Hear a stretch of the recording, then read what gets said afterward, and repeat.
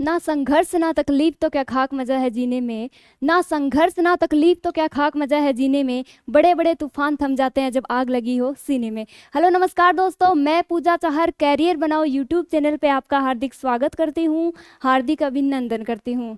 तो सबसे पहले तो मैं अपने गुरु करनी सिंह जी राठौड़ सर को और कैरियर बनाओ की इस पूरी टीम को बहुत बहुत धन्यवाद देती हूँ कि इन्होंने मुझे आपसे रूबरू होने का मौका दिया, आपसे मिलने का मौका दिया। और हाँ, भावी जो सीआरपीएफ ट्रेड्समैन है उनको भी मेरी तरफ से अग्रिम शुभकामनाएं कि आप आने वाले समय में हमारे पास मिठाई लेके आओ कि आप सीआरपीएफ ट्रेड्समैन बन चुके हो। तो जैसे कि आपको पहले ही बता चुके हैं हरीश सर कि कैरियर बनाओ जो टीम है वो आपके लिए 40 दिन की बिल्कुल सटीक रणनीति है वो लेके आई है। कैसे क्या एमसीक्यू बैच लेके आई है वो सारा सर ने बता दिया है। कैसे क्या एग्ज़ाम पैटर्न है, पीछे का वीडियो आप देख लेना एक बार। देखो, सीरियस स्टूडेंट्स हैं वो एग्ज़ाम पैटर्न तो अब तक देख ही चुके होंगे, यहाँ तक कि वो थ्योरी भी अपनी क्लियर कर चुके होंगे।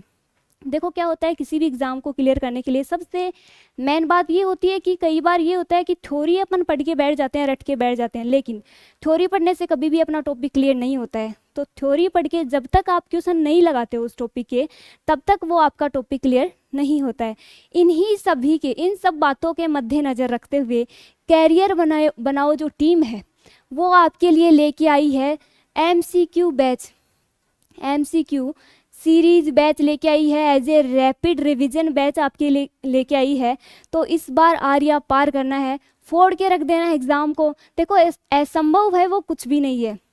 यदि आप सच्चे मन से मेहनत करोगे, यदि आपके अंदर कुछ करने का, कुछ कर गुजरने का जुनून है, तो असंभव कुछ भी नहीं है। तो देखो, मैं आपको पढ़ाऊंगी हिंदी, 25-25 क्वेश्चन हर सब्जेक्ट के रहेंगे। आज से सारी क्लासेज हैं वो आपकी स्टार्ट हो जाएंगी। 25 क्वेश्चन रहेंगे विद एक्सप्लेन के। तो मेरा सब्जेक्ट रहेगा हिंदी, मैं आपको हिंदी के क्वेश्चन करवाऊंगी। देखो, सारे टॉपिक से अपने हैं वो क्वेश्चंस लिए गए हैं जो आपके एग्ज़ाम के हैं, जो नोटिफिकेशन है उसमें जो आपका सिलेबस दिया गया है उसके अनुसार है, एग्ज़ाम पैटर्न के हिसाब से आपके क्वेश्चन लिए गए हैं। प्रीवियस ईयर्स क्वेश्चंस भी इसमें शामिल किए गए हैं। तो देखो, बेसिक भी साथ साथ देखते चलेंगे क्वेश्चन के हिसाब से, क्वेश्चन के साथ में एक्सप्लेन देखते चलेंगे। तो एक बार फिर मैं अपने गुरु करनी सिंह जी राठौड़ सर को बहुत बहुत धन्यवाद देती हूँ और कैरियर बनाओ की संपूर्ण टीम को बहुत बहुत मेरी तरफ से धन्यवाद। Thank you so much. तो आइए स्टार्ट करते हैं क्लास को। अपनी क्लास रहेगी आज से हिंदी की, एमसीक्यू सीरीज बैच है, as a rapid revision batch है। तो अपना देखिए, पहला क्वेश्चन अपना है, किस विकल्प में संधि शब्द नहीं है। देखो, हिंदी है, हिंदी एक ऐसा सब्जेक्ट है जिसमें अपन पूरे में से पूरे नंबर ला सकते हैं। यदि देखो क्या होता है, स्मार्ट स्टडी रूल ये कहता है कि यदि आपके किसी भी एग्ज़ाम में 4 सब्जेक्ट आ रहे हैं, यदि आपका कोई एक सब्जेक्ट वीक है तो अपन दूसरे सब्जेक्ट को इतना अच्छा करो कि इसमें तो आपका स्कोर कम नहीं होना चाहिए, जिससे क्या होगा, आप इक्वल आ जाओगे और आपका एग्ज़ाम है वो इजीली क्लियर हो जाएगा। तो देखो, हिंदी एक ऐसा सब्जेक्ट है इसमें आप पूरे में से पूरे नंबर ला सकते हो। तो कोशिश करेंगे और ये करना है कि जो मैं यहाँ करवाती हूँ वो क्वेश्चन तो आपके फिक्स होने चाहिए कि ये तो आ जाए, तो ये क्वेश्चन तो आपके गलत नहीं होने चाहिए। और लगभग क्वेश्चन है वो अपनी क्लास से आपको मिल जाएंगे, सारे जो आपके टॉपिक्स हैं वो यहाँ से क्लियर हो जाएंगे, क्वेश्चंस के साथ ही एक्सप्लेन भी करेंगे थोड़ी थोड़ी साथ साथ। तो आइए देखते हैं, पहला अपना क्वेश्चन है, देखिए, किस विकल्प में संधि शब्द नहीं है। क्वेश्चन क्या है अपना, किस विकल्प में संधि शब्द नहीं है। देखो, एक बात आपको ये भी बहुत ज़रूरी है ध्यान रखना, देखो क्वेश्चन ढंग से नहीं पढ़ते हैं, फिर एग्जाम हॉल से बाहर आके देखते हैं कि इसमें तो पूछा था, नहीं है। तो सबसे पहली बात, आपको क्वेश्चन है वो बहुत ही ध्यान से पढ़ना है कि अगला पूछना क्या चाहता है एग्जामिनर आपसे। तो देखिए, किस विकल्प में संधि शब्द नहीं है, मतलब नहीं है पूछ रहा है, तो आपको देखो देखना ये है कि नहीं है। इससे पहले, ये पढ़ने से पहले एक बार थोड़ा सा अपन संधि का बेसिक देख लेते हैं जिससे थोड़ा क्लियर हो जाए आपके। तो ये थोड़ा संधि का बेसिक देखते हैं। देखो, संधि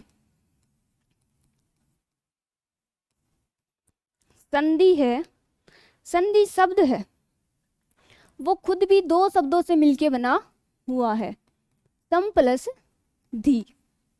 संधि शब्द है वो 2 शब्दों से मिलके बना हुआ है, सम प्लस धी। अब संधि जो खुद शब्द है वो दो शब्दों से मिलके बना हुआ है, और संधि शब्द में खुद में कौन सी संधि है? व्यंजन संधि। क्यों? क्योंकि देखो मैं का न बनना, यानी कि संधि का रूल क्या कहता है, यदि व्यंजन के स्थान पर परिवर्तन हो रहा है तो उसे क्या कहेंगे? व्यंजन संधि। और यदि स्वर के स्थान पे यदि परिवर्तन हो रहा है तो उसे क्या कहेंगे? स्वर संधि। और यदि विसर्ग के स्थान पे यदि परिवर्तन हो रहा है तो उसे क्या कहेंगे? विसर्ग संधि। या फिर ज्यों का त्यों आ जाता है वो भी विसर्ग संधि में आता है। तो यहाँ पे परिवर्तन किसके स्थान पे हुआ है? व्यंजन के स्थान पे परिवर्तन हुआ है, मैं का न हो गया, मतलब संधि कौन सी हो गई? व्यंजन संधि। बात करते हैं परिभाषा की। तो संधि की परिभाषा क्या है? जब दो या दो से अधिक वर्णों के मेल से जो विकार उत्पन्न होता है, क्या? जब दो या दो से अधिक वर्णों के मेल से जो विकार उत्पन्न होता है उसे ही हम संधि के नाम से जानते हैं। आइए आगे देखते हैं संधि शब्द का शाब्दिक अर्थ क्या है। संधि शब्द का शाब्दिक अर्थ क्या है? तो संधि शब्द का शाब्दिक अर्थ है मिलाना या जोड़ना। मिलाना या जोड़ना। आगे बात करते हैं संधि शब्द के विलोम के बारे में। तो संधि का विलोम है विग्रह। यहाँ अपन एक बहुत बड़ी गलती करते हैं, अपन रटे रखते हैं संधि विच्छेद, उससे संधि का विलोम क्या करते हैं? विच्छेद कर देते हैं। तो आपको क्या ध्यान रखना है? संधि का जो विलोम है वो विच्छेद नहीं है, विच्छेद नहीं है, क्या है? विग्रह है। देखो संधि का जो विलोम है वो तो है विग्रह, और समास का विलोम क्या है? व्यास। तो देखिए संधि का विलोम हो गया अपने विग्रह। आगे बात करते हैं संधि के भेद के बारे में। संधि के कितने भेद हैं? 3। देखो बेसिक सा देख रहे हैं थोड़ा सा, फिर आगे आगे जैसे जैसे क्वेश्चन आएंगे उनके साथ एक्सप्लेन करते रहेंगे। थोड़ा बेसिक जान लेते हैं। तो आइए, भेद है 3 अपने। पहला भेद है वो आता है स्वर संधि। स्वर संधि। अपना संधि का दूसरा जो भेद है वो आता है व्यंजन संधि। दूसरा भेद है वो व्यंजन संधि। और तीसरा जो प्रकार है वो है विसर्ग संधि। तीसरा भेद है वो क्या आ जाएगा? विसर्ग संधि। देखो संधि के ये क्या हो गए? 3 पार्ट। अब देखो स्वर के स्थान पे परिवर्तन मीन्स स्वर संधि, व्यंजन के स्थान पे परिवर्तन मीन्स व्यंजन संधि, और विसर्ग के स्थान पे परिवर्तन मीन्स विसर्ग संधि। तो देखिए स्वर संधि के आगे चल के देखते हैं। स्वर संधि को भी आगे चल के 5 पार्टों में बांटा गया है। तो देखिए स्वर संधि का पहला प्रकार है यण संधि, सेकंड है गुण संधि, थर्ड है वृद्धि संधि, फोर्थ है अयादि संधि, और लास्ट है अपना दीर्घ संधि। देखो थोड़ा थोड़ा सा इनके बारे में भी आपको बताती हूँ। देखिए यण संधि कहाँ होगी? जब देखो सबसे पहले संधि का सबसे पहले आपको ये ध्यान रखना है कि आपको मूल शब्द निकालना आना चाहिए। यदि कोई भी शब्द है अगर उसमें आपको संधि पूछी है तो सबसे पहले तो उसमें आपको मूल शब्द निकालना आना चाहिए। जैसे कि देखो, जैसे कि गत्य अनुसार है, गत्य अनुसार है। तो देखो सबसे पहले तो ये देखो इसमें मूल शब्द क्या है, बताइए। गत्यानुसार में मूल शब्द क्या है? तो देखिए गत्यानुसार में मूल शब्द है अनुसार। सबसे पहले आपको मूल शब्द ढूंढना है। जब आपको मूल शब्द मिल जाएगा तो आधा काम तो आपका ऑटोमेटिक पूरा हो जाएगा। देखिए गत्यानुसार में आपका मूल शब्द है अनुसार, और जब ये से टूट रहा है, ये से टूट रहा है मतलब यण संधि। देखिए आगे बताती हूँ मैं आपको। तो यहाँ पे देखो गति बचा है वो इधर लिख देंगे, कहाँ से टूट रहा है ये देखना है। ये से टूट रहा है मतलब यण संधि। तो देखिए रूल क्या कहते हैं, अपन को रटना कुछ नहीं है, सीधे वर्ड से सीखना है कि इसमें कौन सी संधि है, और आप पक्का क्वेश्चन सही करके आओगे, देख लेना। देखिए यण संधि, जब कोई भी शब्द है वो ये वे और रे से टूटता है तो आपको बिना कुछ सोचे सीधा यण संधि ठोक के आना आंसर में। तो देखो कोई भी शब्द है वो यदि ये वे और रे से टूटता है तो वहाँ संधि कौन सी होगी? यण संधि। एग्जाम्पल आपको अभी अभी जो मैंने बताया गत्यानुसार वाला वो कर लेना है ना। फिर गुण संधि क्या है? गुण संधि का है एक मात्रा से टूटने वाला। यदि कोई भी शब्द है वो एक मात्रा से टूट रहा है, एक मात्रा मीन्स ए से या फिर ओ से, यदि कोई भी शब्द इनसे टूटता है तो बिना सोचे समझे आपको क्या कौन सी संधि करनी है? गुण संधि। तो देखिए इसका कोई आपको वो बताती हूँ। जैसे अपेक्षा है, अपेक्षा वर्ड है, देखिए अपेक्षा में मूल शब्द क्या है? इच्छा। अपेक्षा में मूल शब्द क्या आ गया अपना? इच्छा। और बचा वो इधर लिख देंगे। तो देखो अप प्लस इच्छा, ए प्लस ई बराबर ए, यानी कि संधि कौन सी हो गई? गुण संधि। यानी कि जब कोई भी शब्द ये व और रे से टूटता है तो बिना सोचे समझे आपको कौन सी संधि करनी है? यण संधि। यण संधि का एक छोटा सा और भी कॉन्सेप्ट है। देखो जैसे त्रय आता है, यदि किसी भी शब्द में त्रय आता है, जैसे मात्राज्ञा है, मात्राज्ञा है, मात्राज्ञा शब्द में पूछे कौन सी संधि है, तो आपको अगर इसका खंडन पूछे तो वो कैसे होगा? देखो यण संधि का रूल कहता है कि जहां भी आपको त्रय दिखे, क्या दिखे? त्रय दिखे, तो सबसे पहले तो आपको प्लस के बाद में मूल शब्द निकालना है। इसमें मूल शब्द कौन सा होगा? आज्ञा। क्या होगा मूल शब्द आपका? आज्ञा होगा। और यण संधि में त्रय दिखा मतलब माँ आपको एज इट इज लिखना है, और त्रय का क्या करना है? त्रि। देखो कुछ भी नहीं करना है आपको, संधि है वो बहुत ही इजी टॉपिक है, और ये ऐसा टॉपिक है कि इसमें आपके नंबर कटने की कोई संभावना नहीं रहती है। तो देखिए यण संधि का रूल क्या कहता है? सबसे पहले तो आपको मूल शब्द निकालना आना चाहिए। क्या? सबसे पहले तो आपको मूल शब्द निकालना आना चाहिए। इसमें मूल शब्द है आज्ञा, फिर त्रय है, त्रय मीन्स यण संधि, तो त्रय का सीधा त्रि कर दो, माँ है वो एज इट इज लिख लो। कौन सी संधि आ गई? यण संधि आ गई। तो देखिए ये अपनी हो गई यण संधि। गुण संधि है एक मात्रा से टूटने वाले शब्द, मतलब जैसे शब्देतर शब्द है, शब्देतर शब्द है वो टूटेगा कहाँ से? एक मात्रा से। देखो जैसे कि शब्देतर शब्द है, शब्देतर शब्द है, अब ये टूटेगा कहाँ से? इसमें संधि पूछे या फिर इसका खंडन पूछे तो टूटेगा कहाँ से? एक मात्रा से। एक मात्रा से टूटा मतलब गुण संधि। एक मात्रा से टूटा मतलब गुण संधि। शब्द प्लस इतर बराबर क्या हो जाएगा? शब्देतर। ए प्लस ई बराबर ए, तो ये क्या हो गया? गुण संधि हो गई। अब आगे देखिए ये व रे वाला जो भी शब्द दिखेगा, ये व रे से टूटने वाले शब्द हैं वो किस में चले जाएंगे? यण संधि करनी है बिना सोचे समझे, और आपका क्वेश्चन सही हो जाएगा। बस आपको क्वेश्चन सही करना है। यहाँ पे रूल है वो रटने से आपको कोई मतलब नहीं है, आपको अपनी एग्जाम निकालनी है, ना कि इसमें पीएचडी करनी है ना। तो ये व रे से कोई शब्द टूटा मतलब यण संधि, और यदि एक मात्रा से टूटा मतलब, एक मात्रा से कोई शब्द टूटा मतलब गुण संधि। ठीक है। और यदि कोई भी शब्द है वो देखो आए, आए, आए, अब, और यदि आओ, यहां से यदि कोई शब्द टूटता है तो वो कौन सी संधि में जाएगा? अयादी संधि में। कौन सी संधि में जाएगा? अयादी संधि में। देखो जैसे है भाविका, जैसे भाविका शब्द है, भाविका शब्द है, अब देखो ये कहाँ से टूटेगा बताओ? भाविका शब्द है वो कहाँ से टूटेगा? भाविका बोल के देखो, सबसे पहले तो बोल के देखा करो शब्द को। भाविका, भाविका मतलब आओ, आओ से टूटेगा मतलब संधि कौन सी? अयादी संधि। आओ से टूटा मतलब अयादी संधि। तो देखो पहले तो ये देखो, जो शब्द ए से टूटा, जो शब्द ए से टूटा मतलब प्लस से पहले क्या आ जाएगा? ए। जो आय से टूटा वो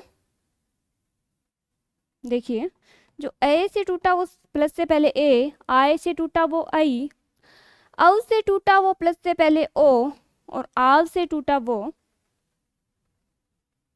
आव से टूटा वो औ, और प्लस के बाद क्या आ जाएगा? कोई ना कोई असमान स्वर आ जाएंगे, कोई ना कोई असमान स्वर आ जाएंगे, तो उसमें संधि कौन सी हो जाएगी? अयादी संधि। अब देखिए एग्जाम्पल है आपके पास, एग्जाम्पल कौन सा आपके पास? भाविका।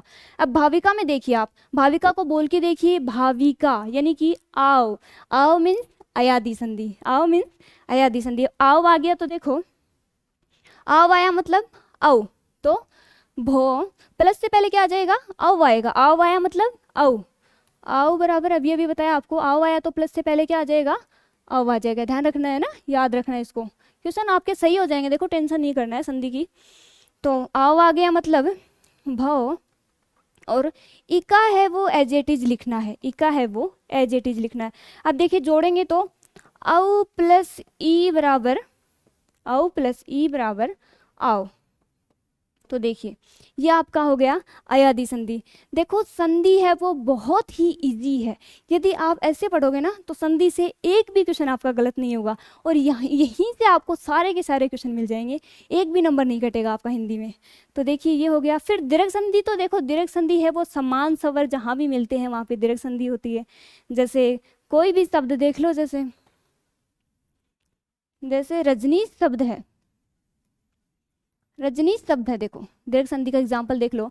तो रजनी शब्द है में रजनी प्लस ईस बराबर रजनीश, तो किससे मिलके बना है, ई प्लस ई बराबर बड़ी ई, तो क्या हो गया दीर्घ संधि। देखो दीर्घ संधि तो बहुत इजी है। क्वेश्चन कहाँ फंसता है, यण संधि में, गुण संधि में और अयादी संधि में। अब एक है आपकी वर्दी संधि। वर्दी संधि मीन्स, देखो वर्दी संधि का एक और कॉन्सेप्ट है, कई बार अपन उलझ जाते हैं क्वेश्चन में। कैसे, देखो कई बार आता है जैसे वनौषधि है, सीधा वर्ड से देखेंगे अपन, वनौषधि है देखो। अब वनौषधि का आपको संधि विग्रह करना है, तो कैसे करोगे, देखो सबसे पहले तो आपको मैंने क्या बोला था, सबसे पहले तो आपको मूल शब्द ढूंढना आना चाहिए। मूल शब्द आ गया मतलब आपका आधा काम वही हो गया। तो इसमें मूल शब्द क्या है, औषधि, और पीछे क्या रह गया, वन, पीछे क्या रह गया, वन। तो वन प्लस औषधि बराबर वनौषधि, तो ए प्लस औ बराबर औ, ये क्या हो गया, वर्दी संधि का एग्जाम्पल हो गया। अब कई बार अपन को ये रहता है कि अपन कैसे सोचे कि यहाँ पे औ आएगा या ओ आएगा। देखो ए या आ प्लस ओ या औ बराबर औ। तो कई बार ये कंफ्यूज हो जाता है कि अपन कैसे, मतलब अपन को क्या पता चला कि ओ आएगा या औ आएगा। तो देखिए यदि कोई भी शब्द है उसके बाद में ये या इक प्रत्यय आता है, किसी भी शब्द के लास्ट में यदि ये या इक प्रत्यय आता है तो वहाँ औ का यूज होगा। जैसे एक तो ये या इक, या फिर प्लस के बाद में यदि षटकोण वाला से आता है तो वहाँ पे औ का यूज होगा। तो देखिए वनौषधि में वन प्लस औषधि, इस प्रकार से अपन को पता चला है। तो देखिए ये संधि का थोड़ा सा बेसिक था, आपको बता दिया है, क्वेश्चन आपके गलत नहीं होंगे। देखो एक बार दोबारा देखते हैं। संधि कहते किसे हैं, दो या दो से अधिक वर्णों के मेल से जो विकार उत्पन्न होता है उसे संधि कहते हैं। संधि शब्द है वो दो शब्दों के मेल से बना है, सम प्लस धी।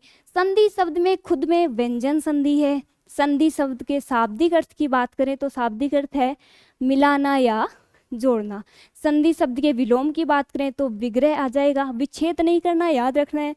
फिर भेद की बात करें तो संधि के 3 भेद हैं, स्वर, व्यंजन और विसर्ग आ जाएंगे। फिर स्वर संधि के भेद की बात करें तो स्वर संधि के 5 भेद हैं।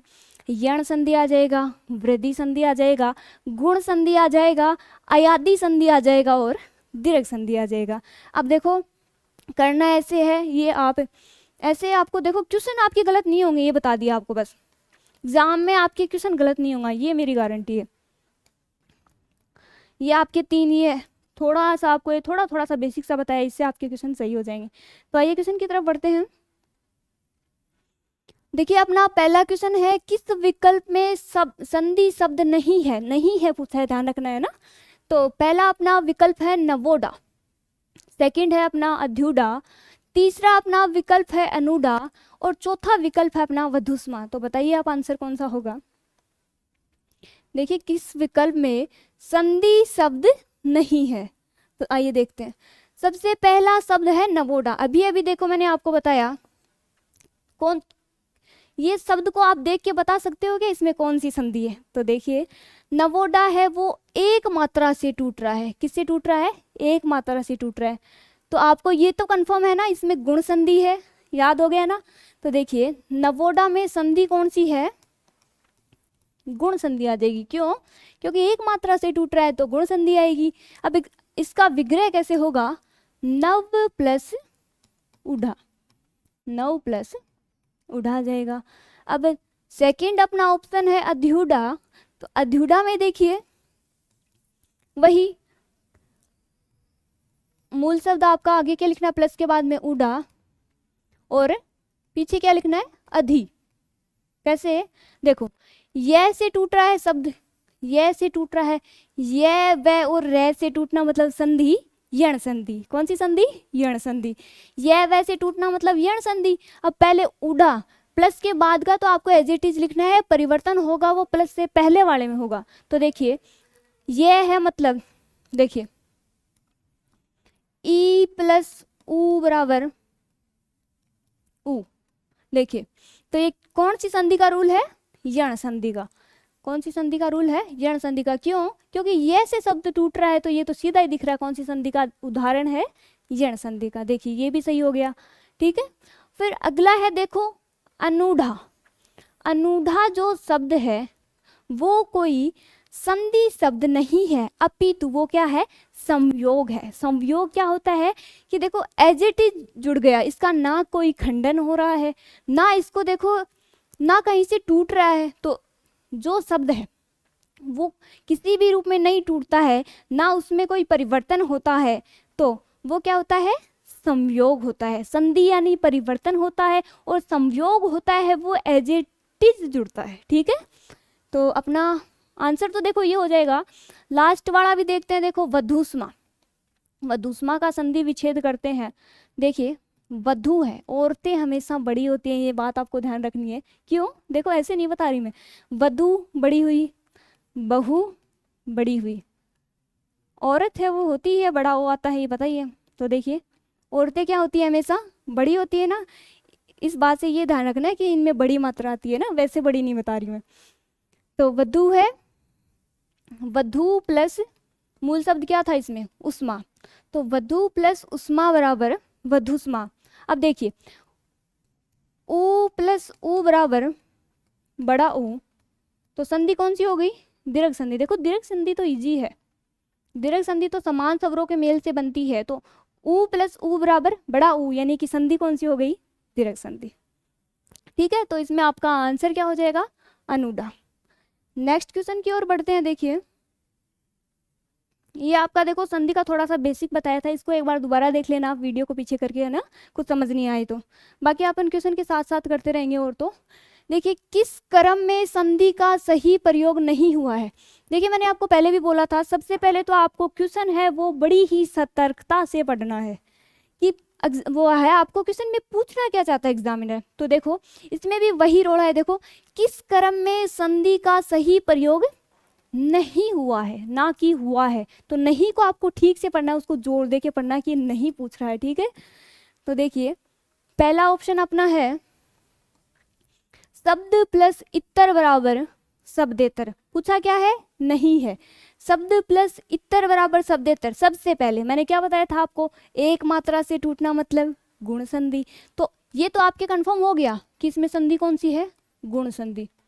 गुण संधि का रूल क्या कहता है, एक मात्रा से टूटना। अब एक मात्रा है वो बनी कैसे, देखो शब्द में है ए, लास्ट है ए, और इधर है ई, ए प्लस ई बराबर ए। कौन सी संधि का रूल है, गुण संधि का, जो सही बैठ रहा है बिल्कुल। तो पहला ऑप्शन तो अपना सही है। अब नेक्स्ट देखते हैं, अगला है अनु प्लस दित बराबर अनुदित। सबसे पहली बात, सबसे पहले तो ये अनुदित वर्ड ही गलत है। तो देखो ऑप्शन निकालने आने चाहिए आपको एग्जाम में। देखो यहाँ आपको थोड़ा सा मिल रहा, आपको हिंट मिल रही है कि अनुदित है वो वर्ड ही गलत है, तो खंडन तो ऑटोमेटिक ही गलत हो जाएगा। तो देखिए अनुदित है वो, सबसे पहले तो अनुदित है वो शब्द लिखा कैसे जाता है। देखिए अनुदित, अनुदित में जो मात्रा है ऊ की वो बड़ी आती है। अब इसका खंडन देखते हैं, संधि विग्रह है। तो देखिए अनु प्लस उद्दित, अनु प्लस उद्दित आ जाएगा। तो अपना आंसर कौन सा हो जाएगा, बी हो जाएगा आंसर। बाकी आगे भी देखते हैं एक्सप्लेन। देखिए अनुदित है वो अनु प्लस उद्दित हो जाएगा, उ प्लस उ बराबर बड़ा उ, यानी कि संधि कौन सी रहे, दीर्घ संधि। कौन सी, दीर्घ संधि। अब देखो तीसरा ऑप्शन अपना है रजनीश। रजनीश भी देखो अभी अभी मैंने आपको बताया था, रजनी प्लस ईस बराबर रजनीश। कैसे, बड़ी ई प्लस बड़ी ई बराबर बड़ी ई, यानी कि दीर्घ संधि हो जाएगी, ठीक है। फिर लास्ट ऑप्शन अपना है अहम प्लस कार बराबर अहंकार। देखिए, स्वर के स्थान पे परिवर्तन मतलब स्वर संधि, व्यंजन के स्थान पे परिवर्तन मतलब व्यंजन संधि, और विसर्ग के स्थान पे यदि परिवर्तन होता है तो विसर्ग संधि। तो देखिए इसमें किस स्थान पे परिवर्तन दिख रहा है आपको बताइए। देखिए, अहम प्लस कार बराबर अहंकार, मैं के स्थान पे आपको परिवर्तन दिख रहा है। मैं का क्या हो रहा है, न हो रहा है, यानी कि मैं का है वो आगे जाके क्या हो रहा है, न हो रहा है। मतलब व्यंजन के स्थान पे परिवर्तन हो रहा है, मतलब व्यंजन संधि है। ये जो संधि विग्रह है ये भी सही है, यहाँ पे संधि हो जाएगी अपनी व्यंजन संधि, तो ये भी अपना विकल्प सही है। तो आपका सही आंसर कौन सा हो जाएगा, विकल्प नंबर 2 आपका सही आंसर हो जाएगा। सबसे पहले तो ये नाम ही गलत लिखा हुआ है, फिर खंडन तो वैसे ही गलत होना है जब नाम ही गलत लिख रखा है। तो आइए आगे देखते हैं, ये समझ आ गया ना। चलो आगे देखते हैं। नेक्स्ट अपना क्वेश्चन है, समास विग्रह के संदर्भ में असंगत है। समास विग्रह के संदर्भ में असंगत है, तो बताइए आंसर बताइए आप क्वेश्चन का। समास विग्रह के संदर्भ में असंगत है, तो पहला ऑप्शन अपना है देखिए सपत्नीक, समास विग्रह है पत्नी सहित। नेक्स्ट ऑप्शन है अपना शोकाकुल, यानी कि शोक के लिए आकुल। तीसरा है भिक्षाटन, भिक्षा के लिए टन। लास्ट है शास्त्र प्रवीण, शास्त्रों में प्रवीण। ये देखो थोड़ा सा टाइपिंग मिस्टेक है, ये स है, ये स है, थोड़ा सा आप ध्यान रख लेना, आगे से ध्यान रख लेंगे। तो देखिए थोड़ा सा समास के बारे में मैं आपको बेसिक सा बताती हूँ थोड़ा सा। तो देखिए वही संधि वाला सिस्टम है समास। समास भी 2 शब्दों से मिलके बना हुआ है, सम प्लस आस, जिसमें सम का अर्थ है पास, सम का अर्थ है पास, और आस का अर्थ है बैठना, यानी कि पास बैठना। ठीक है, अब देखिए समास संधि तो किसे कहते हैं, जब 2 या 2 से अधिक वर्णों के मेल से जो विकार उत्पन्न होता है उसको संधि कहते हैं। और जब 2 या 2 से अधिक पदों के मेल से, 2 या 2 से अधिक पदों के मेल को क्या कहते हैं, समास कहते हैं। तो अंतर क्या हो गया, उधर तो वर्णों के मेल से विकार उत्पन्न होता है उसे संधि कहते हैं, और यहाँ पदों के मेल को क्या कहते हैं, समास कहते हैं। तो आइए थोड़ा सा और देखते हैं। समास है वो शब्द है वो 2 शब्दों से मिलके बना हुआ है। बात करते हैं समास के शाब्दिक अर्थ की। समास का शाब्दिक अर्थ होता है संक्षेप या संक्षिप्तीकरण, संक्षेप या संक्षिप्तीकरण। और संधि का शाब्दिक अर्थ क्या था, मिलाना या जोड़ना, साथ साथ लिंक करके याद रखना, ठीक है ना। आगे है समास का विलोम क्या है। देखो संधि का विलोम क्या था, विग्रह, ना कि विच्छेद, याद रखना है। फिर समास का विलोम क्या होगा, व्यास, समास का विलोम क्या होगा, व्यास हो जाएगा। आगे बात करते हैं समास के जो भेद हैं उनके बारे में। तो देखिए पद की प्रधानता के आधार पर, देखो पद की प्रधानता के आधार पर, पद की प्रधानता के आधार पर समास के, पद की प्रधानता के आधार पर समास के भेद है अपने 4। पद की प्रधानता के आधार पर समास के भेद हैं 4, लेकिन हिंदी जगत में समास के भेद कितने हैं, 6। कितने हैं, 6। यानी कि पद की प्रधानता के आधार पर समास के भेद हैं 4 और हिंदी जगत में समास के भेद कितने हैं, 6। ठीक है, याद रखना है, क्वेश्चन आता है कई बार यहाँ से भी। तो देखिए पद की प्रधानता के आधार पर कौन कौन से समास के प्रकार हैं। देखो सबसे पहला आपका आता है अव्ययभाव समास, अव्ययभावी समास आता है। दूसरा आता है आपका तत्पुरुष समास, दूसरा आता है आपका तत्पुरुष समास।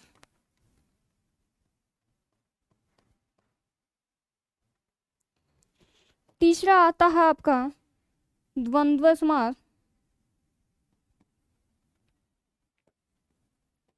तीसरा आता है आपका द्वंद्व समास, और 4 नंबर आता है आपका बहुव्रीहि समास। 4 नंबर आता है आपका बहुव्रीहि समास। देखिए और देखो ये भी ध्यान रखना है, पद की प्रधानता के आधार पर कितने भेद हैं, 4, और हिंदी जगत में समास के कितने भेद हैं, 6, ये याद रखना है। फिर देखो जो तत्पुरुष समास है, इसी तत्पुरुष समास के आगे चलकर दो भेद हैं। कौन से देखिए, तत्पुरुष समास है, इसी के आगे चल के दो पार्ट हैं। एक तो आपका आता है द्विगु और एक आता है आपका कर्मधारय। ये दोनों है इसी के पार्ट हैं, इसको अलग से न मान के इन्हीं के भाग माने जाते हैं, कर्मधारय। ये हो गया थोड़ा सा आपका समास का बेसिक, बाकी क्वेश्चन के साथ साथ आपको बताती जाऊंगी। तो आइए क्वेश्चन देखते हैं। समास विग्रह के संदर्भ में असंगत पूछा है। क्या पूछा है? असंगत। क्वेश्चन ढंग से पढ़ लेना भाई।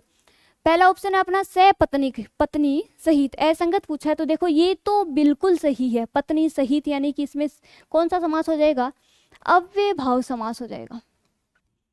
देखो उपसर्ग, जिन भी शब्दों के उपसर्ग लगे होते हैं ना, वो लगभग है वो अव्ययभावी समास में जाते हैं। लेकिन यदि वो अच्छे या बुरे का सेंस नहीं दे रहे हो, यदि वो अच्छे और बुरे का सेंस दे रहे होते हैं तो वो कर्मधारय समास में जाते हैं। बाकी है वो मोस्टली है वो उपसर्ग वाले लगभग शब्द हैं, वो अव्ययभावी समास में शामिल किए जाते हैं।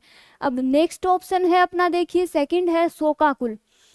शोकाकुल का समास विग्रह है शोक के लिए आकुल। देखिए शोक कोई भौतिक वस्तु तो है नहीं कि शोक के लिए आकुल। देखो ये तो आपका कॉमन सेंस का सा है। देखो वैसे तो शोक के लिए आकुल कोई भौतिक वस्तु नहीं है कि शोक के लिए आकुल, तो देखो ये आपका सही आंसर हो जाएगा। शोक के लिए आकुल नहीं होता है, क्या होता है? शोकाकुल, शोक से आकुल, शोक से आकुल हो जाएगा। तो इसमें समास कौन सा हो जाएगा? तत्पुरुष समास। देखो तत्पुरुष समास है उसको कारकीय समास भी कहा जाता है, क्योंकि जो अपनी हिंदी में कारक आते हैं, जैसे कर्ता ने कर्म को करण से, संप्रदान के लिए अपादान से, अधिकरण में पर संबंध का के की, ये है वो सारे है ना तत्पुरुष समास में शामिल किए जाते हैं। यहाँ से स्टार्ट होते हैं, कहाँ से? कर्म तत्पुरुष समास। ऐसे करके तत्पुरुष समास को कारकीय समास भी कहा जाता है। नेक्स्ट ऑप्शन है अपना, देखो भिक्षाटन। आंसर अब आपका ही आ जाएगा ना, 2 नंबर ऑप्शन है, ये ध्यान रखना है। देखो तीसरा ऑप्शन है ये, और बाकी के ऑप्शन भी देखते हैं। भिक्षाटन, भिक्षा के लिए अटन, ये आपका बिल्कुल सही है। देखो अभी अभी मैंने बताया ये भी किसका पार्ट है? तत्पुरुष का। के लिए यानी संप्रदान तत्पुरुष में आ जाएगा, संप्रदान तत्पुरुष समास में शामिल हो जाएगा। क्यों? संप्रदान के लिए कारक चिन्ह के कारण ये किसमें चला गया? संप्रदान में। ठीक है, अब आगे है शास्त्र प्रवीण। शास्त्र प्रवीण में भी देखो शास्त्रों में प्रवीण, में अधिकरण में पर, तो समास कौन सा हो जाएगा? अधिकरण तत्पुरुष समास। देखो अभी खामोशी से मेहनत करो, अभी खामोशी से मेहनत करो, गमों की रात है, धज्जियां उड़ा देंगे, बस कुछ दिनों की बात है। तो अच्छे से मेहनत करो, जम के मेहनत करो। सिलेक्शन कोई बड़ी बात नहीं है, आराम से आपका सिलेक्शन हो जाएगा, बस ईमानदारी से आप तो मेहनत करते रहो। क्वेश्चन आपको पूरे देख के जाना। देखो हिंदी के क्वेश्चन की तो गारंटी मेरी है, 25 में से 25 आंसर आपके सही होंगे। और देखो इस क्लास से बाहर कुछ नहीं जाएगा, आप क्लास लेना, पर हाँ ये कि ये तो आपको याद होने चाहिए। मैं तो उधर आके आपको आंसर बताने वाली नहीं हूँ, ठीक है ना। क्लास लेनी है आपको रेगुलर, और इनको अच्छे से देखना है। कुछ अगर कोई क्वेश्चन है वो आपको याद नहीं हो रहा है तो वो आपको नोटबुक में लिख लेना है, उसके ऑप्शन पे रिजर्व करना है, ऑप्शन पे आपको रिसर्च करना है, पीएचडी करनी है कि इसमें ये ऑप्शन गलत है तो क्यों है, ये बाकी के ऑप्शन इनमें ये सही है तो ये क्यों है। ठीक है, देखिए अपना अगला क्वेश्चन है अपना, संज्ञा या सर्वनाम की विशेषता बताने वाले शब्द क्या कहलाते हैं। क्वेश्चन क्या है? संज्ञा या सर्वनाम की विशेषता बताने वाले शब्द हैं वो क्या कहलाते हैं। तो देखिए पहला अपना विकल्प है विशेष्य, दूसरा है उपसर्ग, तीसरा है विशेषण और चौथा ऑप्शन है अपना अव्यय। तो बताइए इसका आंसर क्या होगा? संज्ञा या सर्वनाम की विशेषता बताने वाले शब्द क्या कहलाते हैं।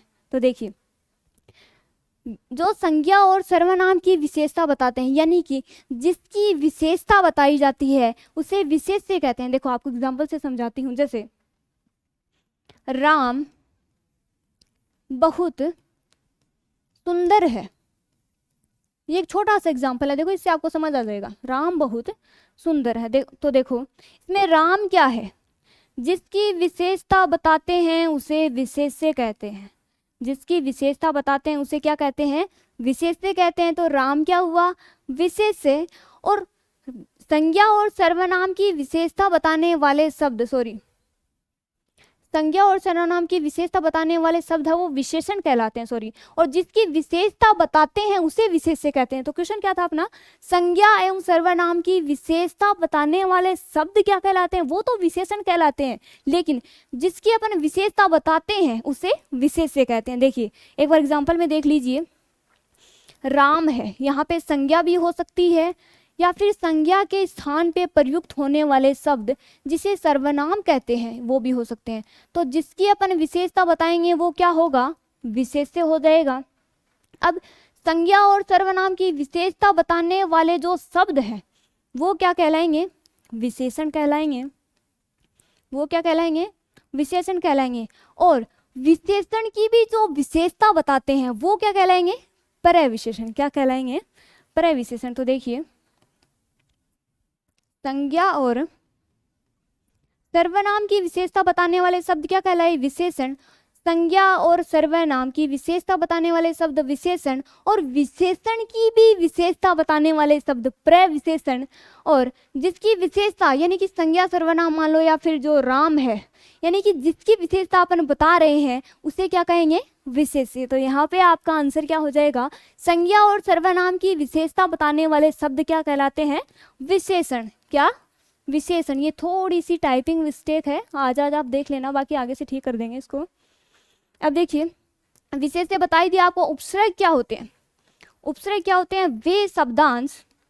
उपसर्ग क्या होते हैं, वे शब्दांश।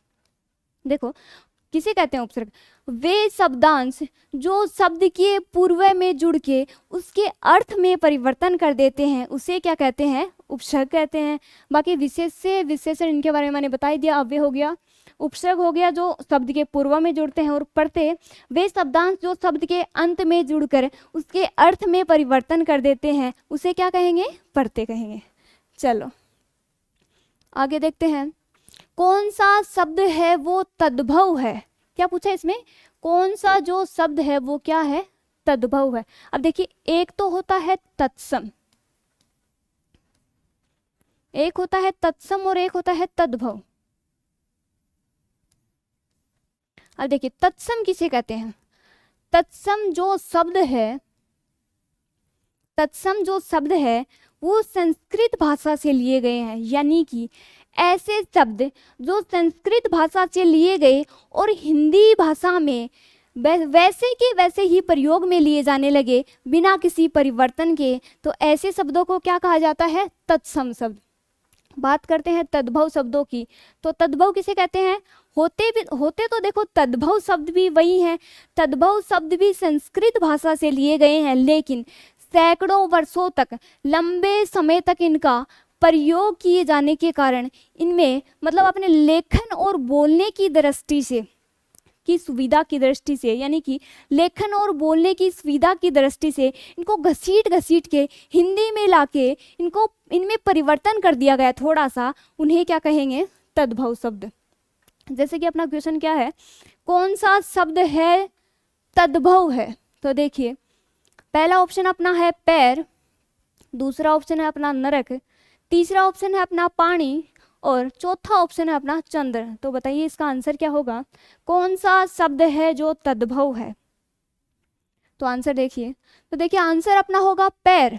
क्यों, देखो तद्भव कहा किसने गया, देखो है तो ये शब्द भी संस्कृत भाषा के, लेकिन लंबे समय तक इनका प्रयोग किया गया, लंबे समय तक इनका प्रयोग करते रहे, तो धीरे धीरे लेखन और बोलने की सुविधा की दृष्टि से इनमें परिवर्तन कर लिया गया, तो उन्हें क्या कहा गया, तद्भव। तो अपना आंसर क्या हो जाएगा, पैर। नेक्स्ट क्वेश्चन अपना है, जहां पूर्व पद प्रधान होता है, जहां पे पूर्व पद प्रधान होता है वहां कौन सा समास होता है, जहां पे पूर्व पद प्रधान होता है वहां कौन सा समास होता है। देखिए ऑप्शन अपना, पहला ऑप्शन है अपना द्वंद्व, दूसरा है अव्ययभाव समास, तीसरा ऑप्शन अपना है बहुव्रीहि, और चौथा ऑप्शन है अपना द्विगु समास। तो बताइए आंसर कौन सा होगा। तो देखिए देखिए क्या पूछा है, पूर्व पद प्रधान होता है वहां कौन सा समास होता है। देखिए द्वंद्व, सबसे पहले देखो पद की प्रधानता के आधार पर समास अभी अभी मैंने बताया 4 प्रकार होते हैं। उनमें पहला ही पहला था अव्ययभावी समास, जिसका प्रथम पद प्रधान होता है, जिसका प्रथम पद प्रधान होता है। दूसरा आता है अपना तत्पुरुष समास। तत्पुरुष समास का आता है आपका द्वितीय पद प्रधान होता है। और तीसरा जो समास है आपका,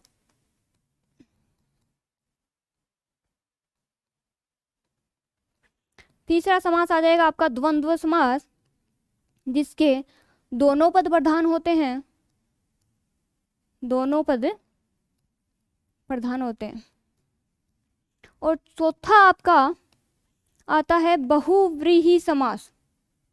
बहुव्रीहि समास जिसमें कोई भी पद प्रधान नहीं होता है, कोई तीसरा ही अन्य अर्थ निकलता है जो किसी तीसरे ही शब्द के लिए रूढ़ होता है। तो इसमें कोई पद प्रधान नहीं होता या फिर अन्य पद प्रधान होता है।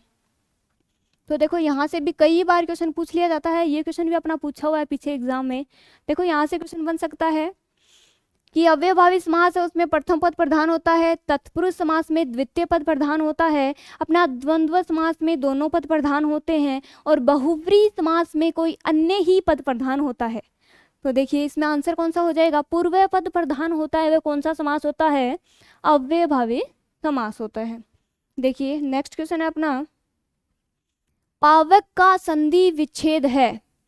पावक का संधि विच्छेद है। देखो संधि मैंने बहुत ही इंटरेस्टिंग तरीके से आपको बताई थी, इजी तरीके से, कुछ रूल नहीं रटने आपको। सबसे पहली बात आपको मूल शब्द पकड़ना आना चाहिए। दूसरी बात आपको थोड़ा सा बस एक स्लाइड पे बताया था, वो अगर आप ढंग से समझ लेंगे तो आपका संधि का क्वेश्चन बिल्कुल गलत नहीं होगा। ठीक है, तो एक बार अगर आप अभी समझ नहीं है ये तो आप पीछे जाके एक बार देख लेना उसको। तो देखिए पावक है, अब सबसे पहले तो आपको क्या करना है, शब्द को बोलना है। पावक है बोल के देखोगे तो खुद को लगेगा ऐसे पावक है। आव ध्वनि किसकी आ रही है, आव की, आव की ध्वनि आ रही है, मतलब अय आय आव अव और आव, यानी कि संधि का तो पता चल गया ना आपको। बताइए कौन सी है, अयादि संधि। संधि कौन सी है, अयादि संधि। कंफर्म है ना, गलत हो गई तो चलो। पावक में आपकी संधि हो जाएगी कौन सी, अयादि। अब देखिए इसका संधि विग्रह देखते हैं। आव है मतलब प्लस से पहले क्या आएगा बताओ, प्लस से पहले आव है मतलब आओ, और प्लस के बाद में कोई ना कोई है समान स्वर आ जाएगा और जुड़ के क्या बन जाएंगे, आव बन जाएंगे। और संधि कौन सी हो जाएगी आपकी, अयादि संधि। तो ठीक है, तो आपका देखो ऑप्शन क्या है, पो प्लस अक, दूसरा ऑप्शन है आपका पा प्लस अक, तीसरा है पौ प्लस अक, और चौथा ऑप्शन है आपका पै प्लस अक। तो आंसर कौन सा हो जाएगा, पौ प्लस अक बराबर पावक हो जाएगा। देखिए संधि में से आपका क्वेश्चन गलत नहीं होना चाहिए, देख लेना। संधि में से क्वेश्चन गलत हुआ मतलब पढ़ रहे नहीं हो, ध्यान नहीं दे रहे हो, है ना। तो देखो ये आपकी क्या होगी, 3 नंबर ऑप्शन आपका सही हो जाएगा। नेक्स्ट क्वेश्चन है आपका, सुक्ति का सही संधि विच्छेद है। सुक्ति जो शब्द है उसका सही संधि विच्छेद है। आंसर बताइए इसका जल्दी से। सुक्ति जो शब्द है उसका सही संधि विच्छेद है। तो ऑप्शन देखिए, पहला ऑप्शन है से प्लस उक्ति, दूसरा ऑप्शन आपका है सु प्लस उक्ति, तीसरा ऑप्शन है सम प्लस उक्ति, और लास्ट है से प्लस उक्ति। तो देखिए सु प्लस उक्ति, सबसे पहले आपको क्या करना है, संधि मीन्स मूल शब्द ढूंढना आना चाहिए। तो इसमें सुक्ति में मूल शब्द क्या है आपका, उक्ति है वो मूल शब्द है, उक्ति है वो मूल शब्द है। प्लस के बाद वाले में कोई परिवर्तन नहीं करना आपको, ठीक है। प्लस के बाद वाले में कोई परिवर्तन नहीं करना है, एज इट इज लिखना है। ऊ से टूट रहा कहाँ से, देखो टूटा कहाँ से आपका शब्द, ऊ से टूटा, ऊ से टूटा। देखो प्लस के बाद में ऊ आ गया, तो प्लस से पहले क्या आ गया, सु प्लस उक्ति, तो ऊ प्लस ऊ बराबर बड़ा ऊ। तो संधि कौन सी हो जाएगी आपकी, दीर्घ संधि। संधि कौन सी हो जाएगी, दीर्घ संधि। समान स्वरों का मेल जहाँ पे होता है उसे क्या कहते हैं, दीर्घ संधि कहते हैं। तो देखिए ये हो गया आपका आंसर, कौन सा हो जाएगा, सु प्लस उक्ति बराबर सुक्ति। चलो नेक्स्ट देखते हैं। अगला क्वेश्चन है आपका, बदस्तूर में उपसर्ग है, बदस्तूर में उपसर्ग है, बताइए आंसर। देखो कई बार अपन इसमें क्या कर देते हैं, ढंग से पढ़ते हैं नहीं कि इसमें मूल शब्द क्या निकलेगा और सीधा टिका देते हैं बद। तो नहीं, देखिए ऑप्शन क्या आपके, पहला ऑप्शन है आपका वद, दूसरा ऑप्शन है आपका बद, तीसरा है वद्स और चौथा है बै। देखो देखो इसका तो ये तो बिल्कुल ही कट गया, इसका तो कोई मेल नहीं है आपके शब्द से। दूसरा है वद, तो देखो इसका भी कोई रोल नहीं है आपके जो ऊपर जो शब्द है बदस्तूर, इससे तो दो ऑप्शन तो आपके ऑटोमेटिक कट गए। बच्चे आपके पास कितने, दो। ऐसे ही आपको ऑप्शन काट काट के है वो आंसर निकालना है, जिससे आपको सही होने के ज़्यादा चांस रहते हैं। देखिए दो ऑप्शन आपके कट गए। अब देखो बद, अब बद लेके देखो, बदस्तूर आपका शब्द है, बदस्तूर आपका शब्द है। सबसे पहले आपको क्या करना है, मूल शब्द निकालना है बदस्तूर में। देखो अगर बद आपने उपसर्ग लिया है तो बद आपने उपसर्ग लिया तो पीछे क्या बचा, स्तूर। स्तूर कोई मूल शब्द होता है क्या, बताइए, स्तूर कोई मूल शब्द होता है, नहीं होता ना। तो देखिए बद है वो उपसर्ग गलत हो जाएगा, बद है वो उपसर्ग वो आपका गलत हो जाएगा। तो बचा क्या आपके पास, बै बचा। अब अगर आपको यहाँ पे बै का नहीं भी आ रहा था, आंसर नहीं आ रहा था आपको, फिर भी आपका क्वेश्चन है वो सही हो जाएगा। कैसे, ऑप्शन से। देखिए बद है वो वैसे नहीं हो सकता क्योंकि स्तूर कोई मूल शब्द नहीं है, स्तूर कोई मूल शब्द नहीं है। तो देखिए सही आंसर क्या हो जाएगा, बै प्लस दस्तूर, बै प्लस दस्तूर, ये आपका सही आंसर हो जाएगा। तो ऑप्शन नंबर 4 है वो आपका बिल्कुल सही आंसर है। देखिए अगला है, संगम में उपसर्ग है, संगम जो शब्द है उसमें उपसर्ग है। उपसर्ग होते क्या है, वे शब्दांश जो शब्द के पहले जुड़ के उसके अर्थ में परिवर्तन कर देते हैं उन्हें उपसर्ग कहते हैं, और जो लास्ट में जुड़ के अर्थ में परिवर्तन कर देते हैं उन्हें प्रत्यय कहते हैं। कितना इजी है। देखिए संगम में उपसर्ग है, पहला ऑप्शन है आपका से, दूसरा है सम, तीसरा है संग और चौथा है सम। बताइए आंसर, बताइए इसमें कौन सा होगा, फटाफट बताइए। देखिए देखिए संगम शब्द है,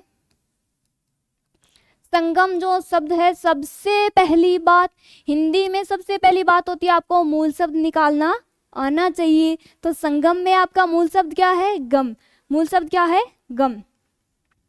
अब गम आपका मूल शब्द है। अब जोड़ के देख लो, देखो से जोड़ोगे तो सगम, ये कोई शब्द नहीं बनेगा। तो देखो से का तो कोई रोल नहीं है, ठीक है। संग है, फिर मैं जोड़ो, मैं तो कोई मूल शब्द ही नहीं होता, तो ये ऑप्शन भी आपका कट गया। से वैसे कट गया, क्या से कट गया क्योंकि मैं कहाँ गया आपका, तो ये आपका वैसे कट गया। दो ऑप्शन आपके दोबारा कट गए, तो बचे कितने आपके पास, दो ऑप्शन। अब देखिए एक है सम और एक है सम। अब ऊपर वाला जो दिख रहा है आपको वो पूरा है या आधा, ये बताइए सबसे पहले तो देखिए ऊपर जो ये नए दिख रहा आपको मैं, ये आधा है, तो इसका मेन ध्यान रखना है। संगम में जो उपसर्ग होगा वो क्या होगा, हलंत वाला मैं होगा, ना कि पूरा। क्या, हलंत वाला मैं होगा, ना कि पूरा। हलंत मतलब मैं क्या है, आधा है। तो मूल शब्द क्या है इसमें, गम। तो सम प्लस गम बराबर संगम, ठीक है। तो इसमें आपका आंसर क्या हो जाएगा, सम प्लस गम बराबर संगम। देखिए अगला आपका क्वेश्चन है, लंबोदर में कौन सा समास है, लंबोदर में कौन सा समास है। देखिए पहला आपका ऑप्शन है तत्पुरुष समास, दूसरा आपका ऑप्शन है बहुव्रीहि समास, तीसरा आपका ऑप्शन है कर्मधारय समास और चौथा आपका ऑप्शन है अव्ययभाव समास। देखिए आंसर बताइए फटाफट। देखिए लंबोदर है, लंबोदर है, इसका समास विग्रह क्या होगा, लंबा है उदर जिसका, लंबा है उदर जिसका। तो देखिए ये किसी अन्य शब्द के लिए रूढ़ हो रहा है कि नहीं हो रहा है, किसके लिए हो रहा है बताओ। लंबोदर किसको बोलते हैं, तो किसको बोलते हैं, गणेश जी को लंबोदर बोलते हैं। तो किसी अन्य के लिए रूढ़ होना मतलब समास कौन सा हो जाएगा? बहुब्रीहि समास। कौन सा हो जाएगा? बहुब्रीहि समास। तो देखिए यहाँ पे आंसर क्या हो जाएगा आपका? बहुब्रीहि समास। देखिए कर्मधारय समास है वो कौन से समास होते हैं? विशेष्य विशेषण वाले समास होते हैं। अव्ययभावी समास है, उसमें उपसर्ग वाले लगभग जो शब्द हैं वो शामिल किए जाते हैं। पुनरावृत्ति वाले शब्द हैं वो अव्ययभावी समास में आते हैं। और अव्ययभावी समास में पूर्व पद को उत्तर पद और उत्तर पद को पूर्व पद बनाने की प्रधानता रहती है। इनमें प्रथम पद है वो लगभग अव्यय होता है। तो ये हो गई इनकी बात। बहुब्रीहि समास तो देखो आपको ऑटोमेटिक पता चल जाएगा। लगभग तो देवताओं के जो नाम हैं, जैसे कोई भी नाम है, जैसे त्रिलोचन है, वो किसके लिए रूढ़ है? शिव के लिए है। जैसे देखिए एक एग्जांपल देती हूँ मैं आपको बहुब्रीहि समास का। देखिए त्रिलोचन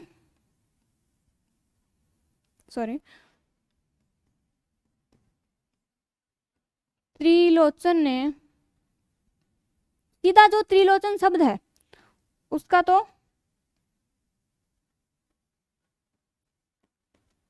तीन लोचनों का समाहार,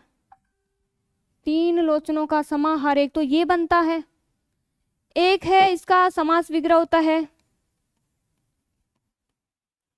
तीन है लोचन जिसके वह। तो अब आप ऐसे बोलोगे कि हमें करना कौन सा है? वो आपको वाक्य के अकॉर्डिंग करना है। देखिए यदि आपको आपके वाक्य में ऐसे आ जाए जैसे कि शिव के त्रिलोचन देख के ऐसे अगर वाक्य आ जाए तो देखो रूढ़ नहीं है किसी के लिए। क्यों? यहाँ पे शिव जी के जो लोचन है, आंखें हैं, उनके बारे में बातें की जा रही है। तो तीन लोचनों का समाहार आ जाएगा। और तीन लोचनों का समाहार मतलब समास कौन सा? द्विगु समास। समास कौन सा? द्विगु समास आ जाएगा। ठीक है। और तीन है लोचन जिसके, जैसे त्रिलोचन ने, यानी कि शिव जी के लिए रूढ़ है। यदि शिव जी के लिए अपन त्रिलोचन शब्द का प्रयोग करते हैं तो वहां पे त्रिलोचन में कौन सा हो जाएगा? बहुब्रीहि समास। तो देखिए वो आपके वाक्य के अकॉर्डिंग होगा कि वाक्य में कैसे क्या दे रखा है। यदि जो जिसके लिए रूढ़ है वो शब्द आपको पहले से दे रखा है तो वहां पे आपका समास कौन सा होगा? द्विगु समास होगा। और यदि वो मतलब त्रिलोचन ने, मतलब ये आ जाएगा ना आपके वाक्य में, सीधा यही वर्ड दिया जाएगा, ना कि ये जिसके लिए रूढ़ है। यानी कि ये देखो जैसे शिव त्रिलोचन है वो शिव के लिए रूढ़ है। यदि ये शिव नाम आपके पास वाक्य में पहले से हो तो वहां पे होगा द्विगु समास। और यदि ये नहीं हो और सीधा ये नाम आता आपके पास त्रिलोचन, तो वहां पे समास कौन सा हो जाएगा आपके पास? बहुब्रीहि समास। तो आंसर आपका कौन सा हो जाएगा? बहुब्रीहि समास। आगे देखिए 12 नंबर का आपका क्वेश्चन है, पंचवटी में कौन सा समास है? पंचवटी में कौन सा समास है? तो बताइए पंचवटी में कौन सा समास है? पहला आपका ऑप्शन है द्विगु समास, दूसरा आपका ऑप्शन है बहुब्रीहि समास, तीसरा आपका ऑप्शन है तत्पुरुष समास, और चौथा आपका ऑप्शन है कर्मधारय समास। तो बताइए आंसर कौन सा होगा? फटाफट आंसर बताइए आप तब तक। देखिए पंचवटी मतलब 5 वटों का समूह है। 5 वटों का समूह है। 5 मतलब संख्या मतलब द्विगु समास। 5 मतलब क्या होगा? संख्या। अब देखो द्विगु समास आ जाएगा। क्यों? क्योंकि द्विगु समास का जो प्रथम पद होता है वो लगभग है संख्यावाची होता है। तो प्रथम पद संख्यावाची मतलब सीधा क्या ठिकाना है? द्विगु समास। देखिए पंचवटी यानी 5 वटों का समूह है। 5 क्या होती है? संख्या मतलब द्विगु समास। तो आंसर क्या हो जाएगा? द्विगु समास। आगे जाना ही नहीं है। बहुब्रीहि है वो तीसरे के लिए रूढ़ होता है। तत्पुरुष है वो जो कारकी समास होता है। कर्मधारय है वो विशेष्य विशेषण वाला समास होता है। तो आंसर क्या हो जाएगा आपका? द्विगु समास। नेक्स्ट आपका आंख का तत्सम है। अभी मैंने बताया तत्सम शब्द है वो संस्कृत भाषा से लिए गए हैं। और ऐसे शब्द जो संस्कृत भाषा से लिए गए और जैसे कि मतलब जैसे थे वैसे के वैसे ही हिंदी में यूज किए जाने लगे, तो उन्हें क्या कहा गया? तत्सम शब्द। तो देखिए इनमें सबसे पहला आपका ऑप्शन है नेत्र, सेकंड है अक्षी, तीसरा है नयन, और चौथा आपका ऑप्शन है अखिया। तो बताइए आंसर कौन सा होगा आपका, आंसर कौन सा होगा। तो देखिए आपका आंसर होगा आंख का तत्सम शब्द होगा अक्सी। क्या होगा, अक्सी। क्यों, क्योंकि ये वही शब्द है जो संस्कृत भाषा से लिए गए और जैसे मतलब थे वैसे के वैसे ही हिंदी में यूज किए जाने लगे। तो आंख का तत्सम क्या होगा, अक्सी। बाकी देखो नेत्र है, नयन है, अखियां है तो ये भी आंख के ही पर्यायवाची, लेकिन जो अक्सी है वो आंख का क्या है, तत्सम शब्द है। चलो तो आंसर कौन सा हो जाएगा, बी आपका आंसर हो जाएगा। अब आगे देखिए अगला आपका है मनोहर एक आलसी युवक है में मनोहर क्या है, मनोहर क्या है रे, मनोहर एक आलसी युवक है में मनोहर क्या है। मनोहर तो व्यक्ति है, दिख नहीं रहा क्या आपको, मनोहर तो व्यक्ति है। चलो ऑप्शन आपका पहला है विशेषण, मनोहर क्या है, विशेषण है क्या। दूसरा है परविशेषण, देखो ये से की मिस्टेक आ रही है आज थोड़ा सा, आप थोड़ा एडजस्ट करना, कल से ठीक करवा लेंगे। तीसरा आपका ऑप्शन है विशेष से, चौथा आपका ऑप्शन है सर्वनाम। तो बताइए आंसर क्या होगा, मनोहर क्या है बताइए। अब ये मत बोल देना मनोहर आदमी है, आदमी तो यहाँ ऑप्शन में नहीं है, आदमी ऑप्शन होता तो आपका आंसर बिल्कुल राइट होता। चलिए तो देखिए मनोहर क्या है, देखो जिस अभी अभी मैंने बताया था जिस भी शब्द के बारे में बात की जा रही है, यानी कि यहाँ पे किसकी बात की जा रही है, मनोहर की बात की जा रही है, तो मनोहर यहाँ पे क्या है, विशेष से है। और जब किसी भी शब्द के बारे में अपन जिस शब्द की अपन बात कर रहे हैं उसको तो विशेष से कहते हैं, और संज्ञा और सर्वनाम की विशेषता जो शब्द बताते हैं यानी कि विशेष से की विशेषता बताने वाला विशेषण कहलाता है, और विशेषण की भी विशेषता अगर कोई बता रहा है तो उसे क्या कहते हैं, परविशेषण। क्या कहते हैं, परविशेषण। तो आपका आंसर क्या हो जाएगा, विशेष से हो जाएगा। तो मनोहर देखो आदमी होने के साथ साथ मनोहर क्या है, विशेष से भी है, ये भी ध्यान रखना है, ठीक है। चलो अगला आपका क्वेश्चन है सही वर्तनी वाले शब्द का चयन कीजिए। ये आपका क्वेश्चन है शब्द शुद्धि से। देखो शब्द शुद्धि के क्वेश्चन है बहुत बार पूछे जाते हैं, ये भी आपका पीछे एग्जाम में पूछा हुआ क्वेश्चन है, अच्छा क्वेश्चन है। देखो शब्द शुद्धि से क्वेश्चन आते रहते हैं, पहले वाले जो भी क्वेश्चन थे अपने संधि के समास के वो भी लगभग क्वेश्चन है वो पीछे के अच्छे अच्छे एग्जाम्स में पूछे हुए क्वेश्चन है, आप ढंग से उनको देख लेना। देखो संधि का कॉन्सेप्ट तो आज वाले वीडियो से आपका लगभग क्लियर हो जाएगा, कल से आप संधि का नाम खुद बताओगे ना कि मैं, ठीक है ना। हाँ चलिए पहला आपका ऑप्शन है पारकृतिक। देखो शब्द शुद्धि का सबसे अच्छा कॉन्सेप्ट ये होता है कि सबसे पहले तो आप बोल के देखो कि क्या शब्द है। देखो पारकृतिक बोल के देखो, इसकी एक बार आप खुद बोल के देखो इसको, पारकृतिक। सेकंड आपका ऑप्शन है प्राकृतिक, और तीसरा आपका ऑप्शन है प्राकृतिक, और लास्ट आपका है प्राकृतिक। तो बताइए आंसर क्यों क्या होगा। देखिए देखियो प्राकृतिक कोई शब्द नहीं होता है। अगला है आपका प्राकृतिक, ये आपका बिल्कुल सही आंसर है, बी नंबर। तीसरा है देखो यहाँ पे त्रय की मिस्टेक है, और ये प्राकृतिक ये भी आपका गलत है। तो आपका आंसर क्या हो जाएगा, 2 नंबर, क्या प्राकृतिक, प्राकृतिक, ठीक। चलो आगे आपका क्वेश्चन है दिए गए शब्द का विलोम चुनना है। दिए गए शब्द का विलोम चुनना है, ये आपकी हिंदी की वोकैब से क्वेश्चन है, विलोम से।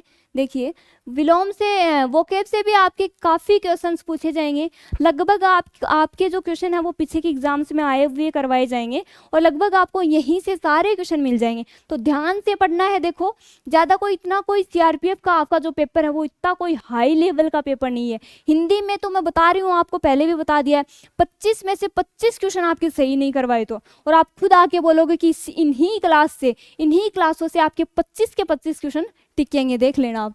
तो देखिए दिए गए शब्द का विलोम चुनना है, शब्द कौन सा है आपका करे। तो पहला ऑप्शन है निर्यात, दूसरा है आपका बंधन, तीसरा है अहित, और चौथा ऑप्शन है आपका विक्रय। तो बताइए कौन सा आंसर होगा, देखिए जल्दी बताइए।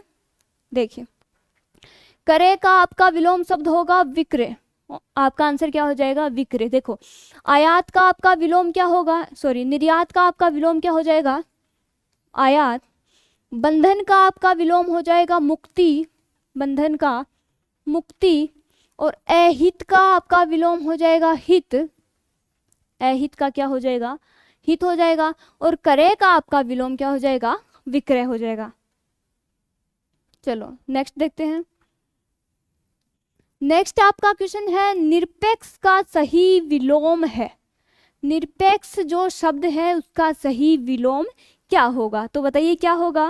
पहला आपका ऑप्शन है प्रत्यक्ष, दूसरा आपका ऑप्शन है परोक्ष, तीसरा आपका ऑप्शन है सापेक्ष, और चौथा आपका ऑप्शन है प्रतिपक्ष। तो बताइए आंसर कौन सा होगा। तो देखिए निरपेक्ष है, देखो निरपेक्ष का विलोम क्या होगा, सापेक्ष। निरपेक्ष का आपका विलोम होगा सापेक्ष, और जो प्रत्यक्ष है उसका विलोम क्या होगा, परोक्ष। प्रत्यक्ष का विलोम क्या होगा, परोक्ष होगा, और प्रत्यक्ष है उसका संधि विच्छेद क्या होगा, तो प्रति प्लस अक्ष, प्रति प्लस अक्षी। देखिए क्या हो जाएगा, प्रति प्लस अक्षी, जो प्रत्यक्ष यानी सामने और परोक्ष यानी पीछे, प्रत्यक्ष यानी सामने और परोक्ष यानी पीछे, विलोम क्या हो जाएगा, प्रत्यक्ष का परोक्ष और निरपेक्ष का सापेक्ष हो जाएगा। तो देखिए आंसर क्या हो जाएगा आपका, निरपेक्ष का विलोम हो जाएगा सापेक्ष। चलो आगे है 18 नंबर का क्वेश्चन आपका, दिए गए शब्द का विलोम चुने।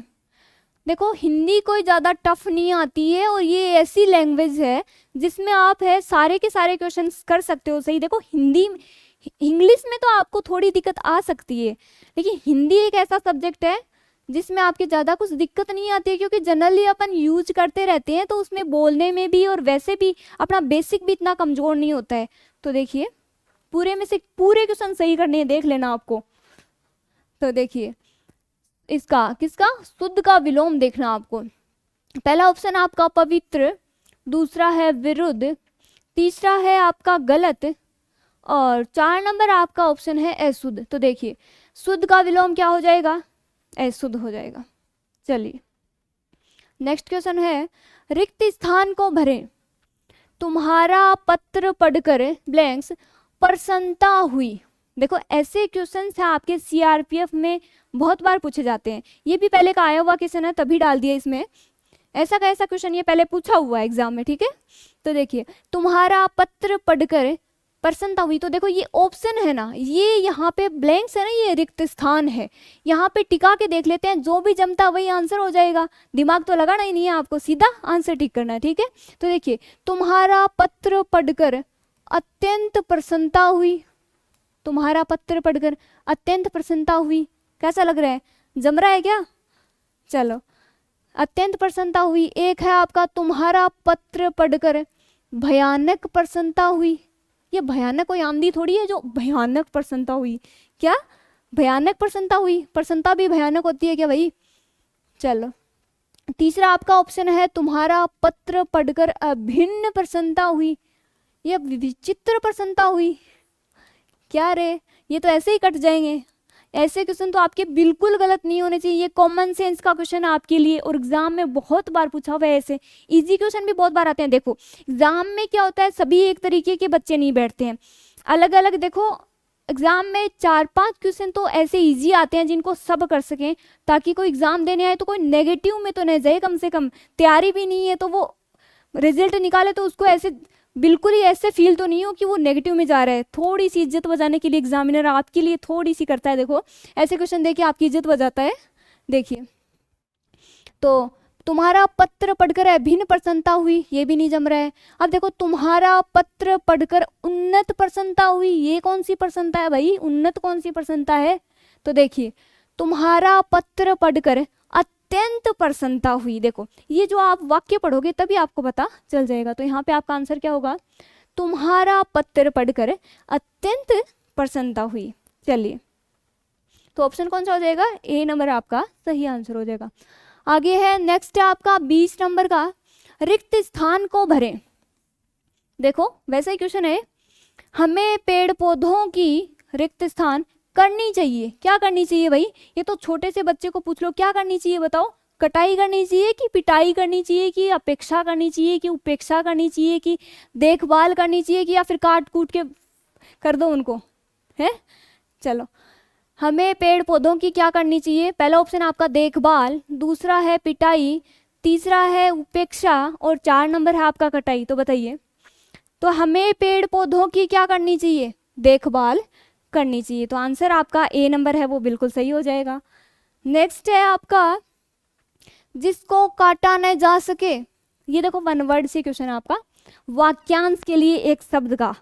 चलिए, जिसको काटा न जा सके, पहला ऑप्शन है आपका दृढ़, दूसरा है आपका कटीला, तीसरा है अकाट्य और चौथा है अगाध। तो बताइए, तो देखिए जिसको न काटा जा सके वन वर्ड है, वाक्यांश के लिए एक शब्द है अकाट्य। दृढ़ है, दृढ़ क्या हो जाएगा? अटल हो जाएगा। तो इसका तो इससे वैसे कोई मेल नहीं है। तो देखिए आंसर क्या हो जाएगा आपका? अकाट्य। नेक्स्ट है बादलों का समूह है। ये भी वन वर्ड से क्वेश्चन है। बादलों का जो समूह है उसे क्या कहते हैं? बादलों के समूह को क्या कहते हैं? राशि, गुच्छा, घटा या अंबार। अंबार नहीं, अंबर है। अंबर तो स्वयं आकाश को कहते हैं। तो बादलों का जो समूह है उसे क्या कहते हैं? घटा। तो आपका आंसर क्या हो जाएगा? घटा। चलो नेक्स्ट है आपका नपा तुला खर्च करने वाला, वाक्यांश के लिए एक शब्द है। नपा तुला खर्च करने वाला, वाक्यांश के लिए एक शब्द क्या हो जाएगा? पहला ऑप्शन है कृपण, दूसरा है मितभाषी, तीसरा है मितव्ययी और चौथा है आपका कंजूस। तो बताइए नपा तुला खर्च करने वाला क्या कहलाता है? तो देखिए नपा तुला खर्च करने वाला कहलाता है मितव्ययी। मितभाषी किसे कहते हैं? जो बहुत कम बोलता है, जो बहुत ही नपा तुला बोलता है, बहुत ही कम बोलता है, उसे क्या कहते हैं? मितभाषी कहते हैं। जो नपा तुला खर्च करता है उसे क्या कहते हैं? मितव्ययी कहते हैं। तो आपका आंसर कौन सा हो जाएगा? C number. चलिए 24 का आपका क्वेश्चन है उर्वर शब्द का विलोम है।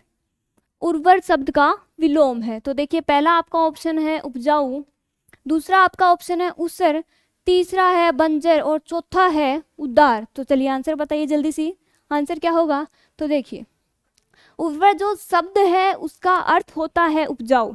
उर्वर शब्द का अर्थ होता है उपजाऊ। तो ये तो विलोम पूछा है। विलोम तो क्या होता है? ऑपोजिट होता है, विपरीत होता है। तो ये तो इसका होना नहीं, तो ये तो गलत हो गया। ठीक है, अब क्या है? नेक्स्ट है उसर, फिर है बंजर, फिर है उदार। तो आपका उर्वर का विलोम क्या हो जाएगा? उसर। बंजर तो देखो इस उसर का ही अर्थ है और उपजाऊ है उर्वर। तो अर्थ नहीं पूछा है आपको, क्या पूछा है? विलोम पूछा है। तो उर्वर का विलोम क्या हो जाएगा? उसर। क्या हो जाएगा? उसर। तो ऑप्शन नंबर 2 आपका बिल्कुल राइट है। ऑप्शन नंबर 2 है वो आपका बिल्कुल राइट है। नेक्स्ट क्वेश्चन है आपका आकर्षण शब्द का विलोम है, यानी कि आकर्षण शब्द किसका विलोम है? आकर्षण शब्द किसका विलोम है? देखिए पहला ऑप्शन है आपका विरक्त, दूसरा है आपका अनुकर्षण, तीसरा आपका ऑप्शन है विकर्षण और चौथा आपका जो ऑप्शन है वो है प्रतिकर्षण। प्रतिकर्षण। तो बताइए इसका आंसर। तो देखिए आकर्षण जो शब्द है उसका विलोम क्या हो जाएगा? विकर्षण। आकर्षण शब्द का विलोम हो जाएगा विकर्षण। तो देखिए आज आपने 25 क्वेश्चन देखे हैं। 25 क्वेश्चन आज आपने देख लिए हैं। हिंदी के 25 क्वेश्चन आपने विद एक्सप्लेन देख लिए हैं। इनकी पीडीएफ आपको टेलीग्राम चैनल पे मिल जाएगी। डेली के आपके 25 क्वेश्चन रहेंगे ऐसे ही, तो जम के मेहनत करो अच्छे से। 40 दिन बचे हैं आपके लिए। 40 दिन में ये सारा जितना भी मैं करवाती हूँ ये तो आपको देखो करना ही करना है। इनमें से तो देखो लगभग आपको है ना इन्हीं से क्वेश्चन एज इट इज भी मिल जाएंगे कई क्वेश्चन तो, और कई इनके आसपास ऑप्शन से मिल जाएंगे, यानी कि क्वेश्चन आपके 25 सही हो जाएंगे, बाकी मुझे नहीं पता। तो रेगुलर आपको क्लास लेनी है। चैनल यदि आपने अभी तक सब्सक्राइब नहीं किया तो एक बार चैनल को सब्सक्राइब कर लेना और वीडियो को लाइक शेयर जरूर कर देना, ताकि मुझे पता चले कि आपको मेरी है क्लास है वो अच्छी लग रही है। तो आज आपके 25 क्वेश्चन हिंदी के हो गए हैं। ऐसे ही रोज़ आपकी क्लास आएंगी। तब तक के लिए बहुत बहुत धन्यवाद, थैंक यू। तब तक के लिए keep learning and keep exploring. Bye.